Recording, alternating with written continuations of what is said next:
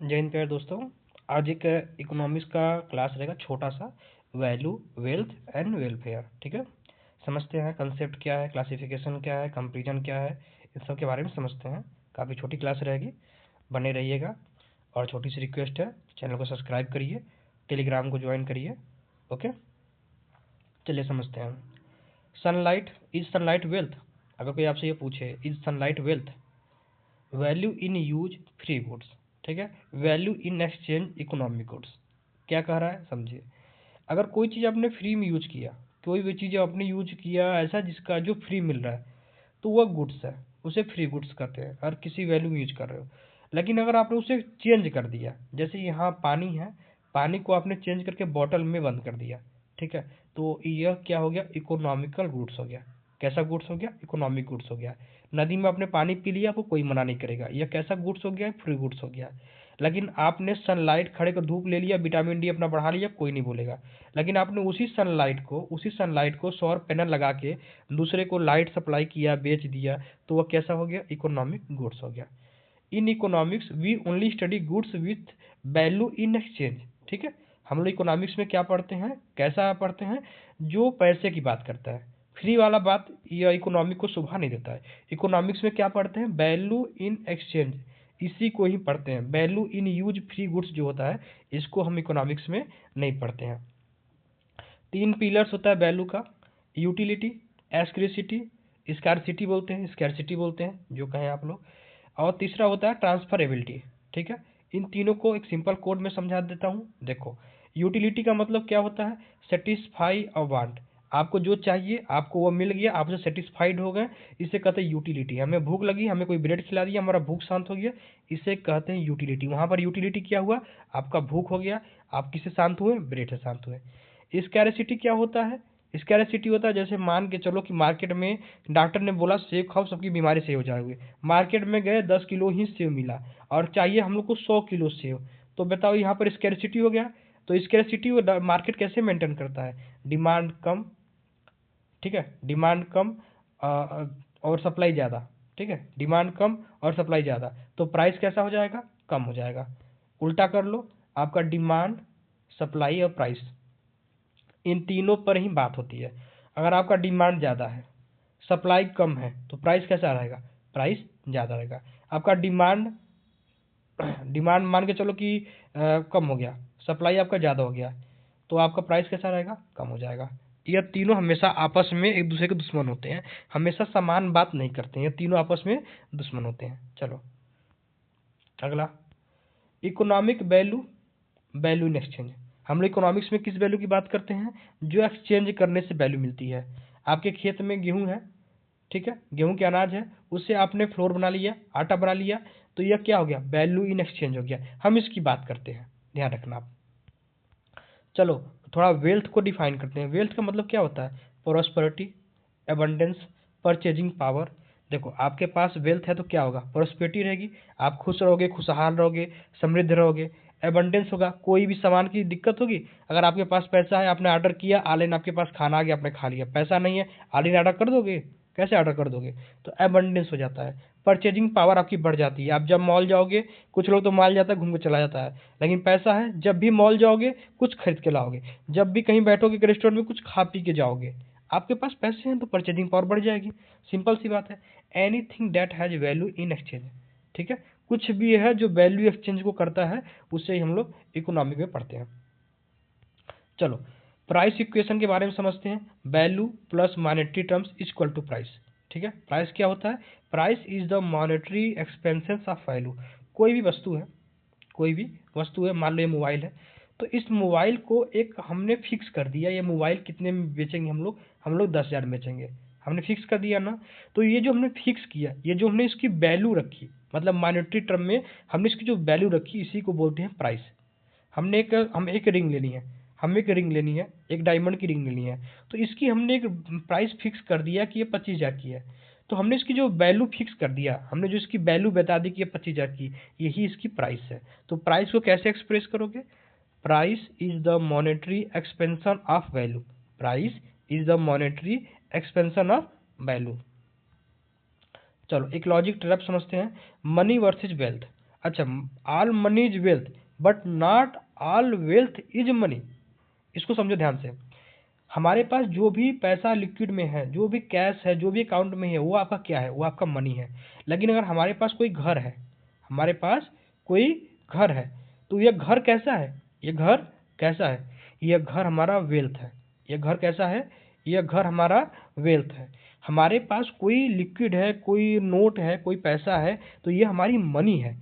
तो इसीलिए कहा जाता है ऑल मनी इज वेल्थ। हमारा ये जो मनी है वो वेल्थ है। हमारे पास जो मनी है वो वेल्थ है। लेकिन all wealth is not money. ठीक है, लेकिन सभी पैसा नहीं है। हमारे पास खेत है तो वह भी हमारा वेल्थ ही है। भाई खेत जब बेचोगे तो पैसा मिल जाएगा ना, तो वो हमारा वेल्थ है। लेकिन वो नोट नहीं है, वो पैसा नहीं है। मिट्टी किसी को कहोगे ये मिट्टी लो, ये पैसा नहीं है। हमारा जो खेत है वो वेल्थ है, मनी नहीं है। लेकिन सभी प्रकार की जो मनी है वो वेल्थ है। समझ गए होगे। अगला समझो, इनकम वर्सेज वेल्थ। ठीक है, इनकम वर्सेज वेल्थ। इनकम क्या होता है? A flow. इनकम क्या होता है? अ फ्लो होता है। और वेल्थ क्या होता है? A fund. वेल्थ क्या होता है? अ फंड होता है। सिंपल भाषा में समझो, जैसे टंकी से ही मैं समझ आता हूँ। जैसे इनकम क्या हो गया? पानी इस टंकी में गिर रहा है, पानी इस टंकी में गिर रहा है, तो जो पानी इकट्ठा हो रहा है इसे हम बोलते हैं फंड, सेविंग या वेल्थ। इसे क्या बोलेंगे हम लोग? वेल्थ बोलेंगे। अब हम लोग पानी निकाल रहे हैं पीने के लिए, पानी निकाल रहे हैं कपड़े धोने के लिए, पानी निकाल रहे हैं कुछ और काम के लिए, तो ये हमारा क्या हो गया? एक्सपेंस हो गया। ये हमारा क्या हो गया? ये हमारा एक्सपेंस हो गया। फिर समझो, जो हम लोग पास इकट्ठा कर रहे हैं उसे बोलते हैं वेल्थ। जो हम लोग पास इकट्ठा कर रहे हैं उसे हम लोग बोलते हैं वेल्थ। जो इसमें आ रहा है, जो इकट्ठा करने के लिए जो हमारे इसमें आ रहा है उसे बोलते हैं इनकम। और जो बाहर निकल रहा है उसे बोलते हैं एक्सपेंस। ठीक है।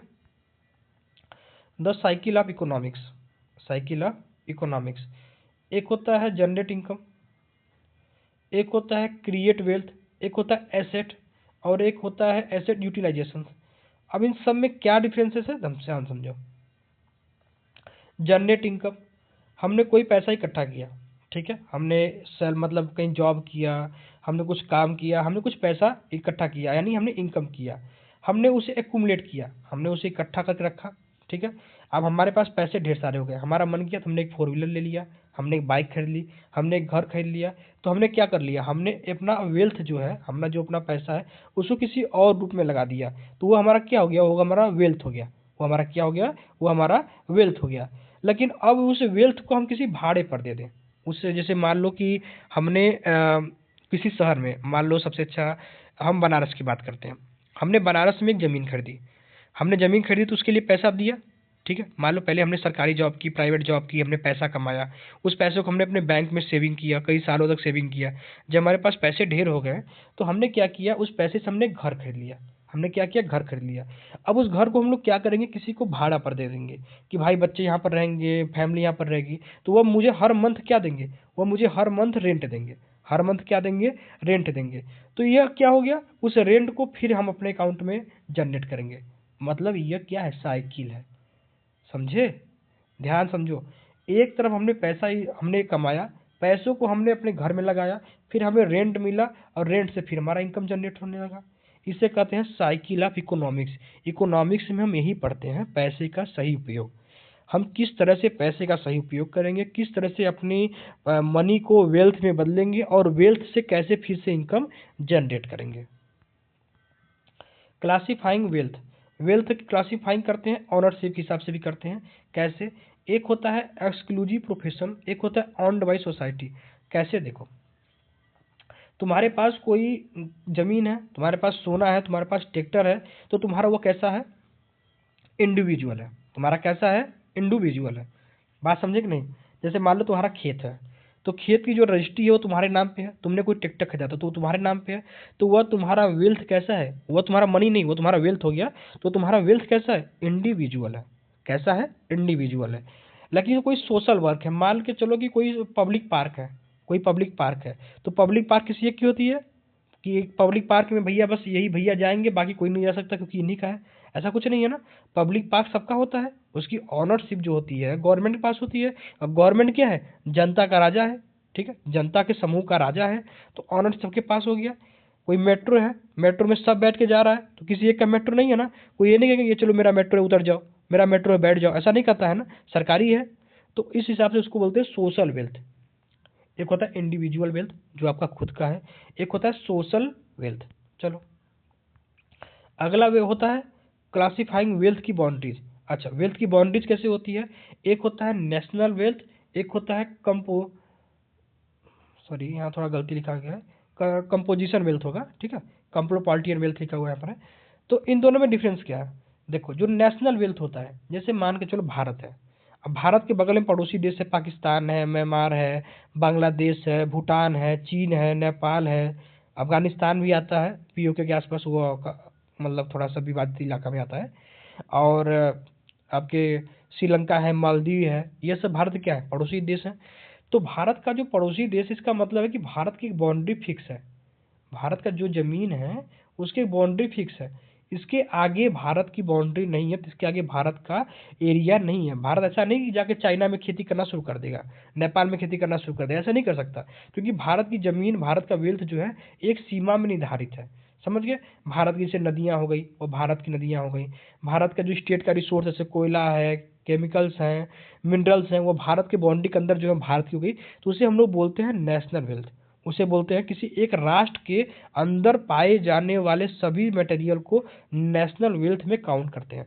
दूसरा आता है यहाँ कंपोजिशन वेल्थ होगा, उसमें क्या होता है? जो वर्ल्ड का होता है, जैसे मान लो समुद्र हिंद महासागर है, अब हिंद महासागर जो है वो पूरी दुनिया का है, हिंद महासागर जो है पूरी दुनिया का है। जो हवा चल रही है वो पूरी दुनिया का है, वो हवा किसी एक का नहीं है। जो एटमॉस्फियर है, जो तुम्हारा आकाश दिख रहा है, कोई कह सकता है कि ये भारत का आकाश है, ये चाइना का आकाश का है। आकाश जो होता है पूरी दुनिया का है, हवा जो है पूरी दुनिया का है, ठीक है। इस तरह से इसे बोलते हैं कंपोजिशन वेल्थ। अगला वेल्थ को क्लासिफाई करते हैं अब्स्ट्रैक्ट फॉर्म में। कैसे? एक होता है रिप्रेजेंटेटिव वेल्थ। इसको कैसे करते हैं? जैसे मान लो हमारा खेत है, तो हमने अपनी खेत की रजिस्ट्री जाके बैंक में दी थी, हमने कहा उससे मुझे कुछ पैसे दे दो, तो वह आपका खेत जोतने नहीं आ रहा है, उसने आपकी खेत को गिरवी रख लिया, अपने आपकी खेत का एक आपका डॉक्यूमेंट रख लिया कि इस खेत पे मेरी ऑनरशिप है, लेकिन आप उस खेत को यूज कर रहे हो, तो इसको कहते हैं रिप्रेजेंटेटिव वेल्थ, ठीक है। दूसरा होता है निगेटिव वेल्थ, जिसे बोलते हैं लोन लेना, कर्ज लेना, ठीक है। तो इसको एक तरह से निगेटिव वेल्थ कहते हैं, क्योंकि कर्ज हमेशा माइनस नहीं करता है, प्लस नहीं करता आपको। वेल्थ वर्सेज वेलफेयर, बहुत ध्यान समझना, यह बहुत सिंपल है लेकिन थोड़ा सा टिकल समझना। वेल्थ का मतलब क्या होता है? द मीन्स या ऑब्जेक्टिव। वेलफेयर का मतलब होता है एंड। कैसे?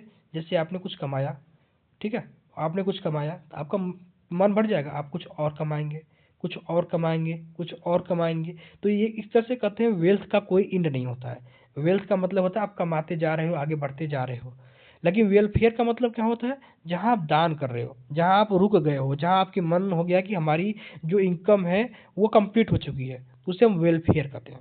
वेल्थ का मतलब होता है हम अपने आप को बढ़ा रहे हैं, इनकम को इकट्ठा कर रहे हैं, जनरेट कर रहे हैं, बढ़ा रहे हैं, अभी आगे बढ़ रहे हैं। लेकिन वेलफेयर का मतलब होता है अब हम रुके हैं, हमारी वेल्थ पूरी हो गई है, अब हम दान कर रहे हैं, ठीक है। थोड़ा और समझते हैं। Wealth includes harmful goods, welfare includes harmful goods. कैसे? समझो। देखो, जो वेल्थ होता है वह, अगर आपके पास पैसे हैं, ठीक है, आपके पास पैसे हैं, तो कभी कभी आदमी पैसे के जुनून में, नशे में कह सकते हो, थोड़ा आदमी अपने आप को भूल जाता है, शराब का नशा करने लगता है, गंदी आदतों को पकड़ लेता है। अभी एक एप्स्टीन फाइल करके बहुत बड़ा केस चल रहा है, गूगल पर सर्च करिएगा एप्स्टीन फाइल। So sorry. तो एप्स्टीन फाइल करके जो केस चल रहा है, उसमें क्या था? उसमें सब अमीर थे, पैसे वाले थे, माइनर बच्चियों के साथ गलत करते थे। तो आपके पास पैसे जब ज़्यादा आते हैं तो कभी कभी आदमी गलत हरकतें करता है।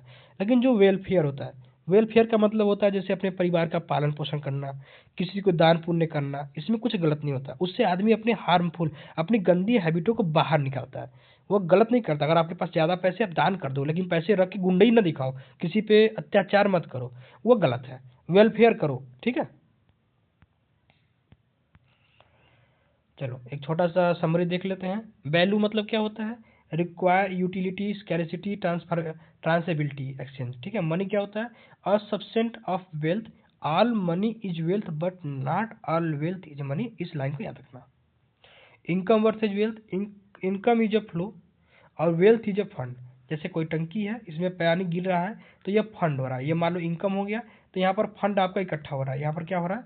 यहाँ पर जैसे मान लो कोई टंकी है, ठीक है, यहाँ पर से पानी गिर रहा है, तो आपका इसमें आपका फंड क्या हो रहा है, इकट्ठा हो रहा है, फंड क्या हो रहा है, इकट्ठा हो रहा है। लेकिन मान लो कि इसमें से हम कुछ पानी निकाल रहे हैं, तो ये क्या हो रहा है, ये मेरा एक्सपेंस हो रहा है, ये मेरा क्या हो रहा है, एक्सपेंस हो रहा है, ठीक है। वेलफेयर क्या होता है, वेलफेयर का मतलब होता है जहाँ पर हम रुक गए हैं, जहाँ हम अपने अंदर की हार्मफुल चीज़ों को बाहर निकालते हैं, दान करते हैं, लोगों का साथ देते हैं, परिवार की ध्यान रखते हैं, उसे हम लोग वेलफेयर करते हैं, ठीक है। उम्मीद है आप सब लोग को चैनल बहुत अच्छा लगा होगा। अगली क्लास में हम लोग मार्जिनल यूटिलिटी इन सब के बारे में समझेंगे, ठीक है। सब्सक्राइब करिए और चैनल के साथ बने रहिए, टेलीग्राम को जरूर ज्वाइन करिए। उम्मीद है आपको क्लास बहुत अच्छी लगी होगी। मिलते हैं फिर अगली क्लास में, तब तक के लिए धन्यवाद।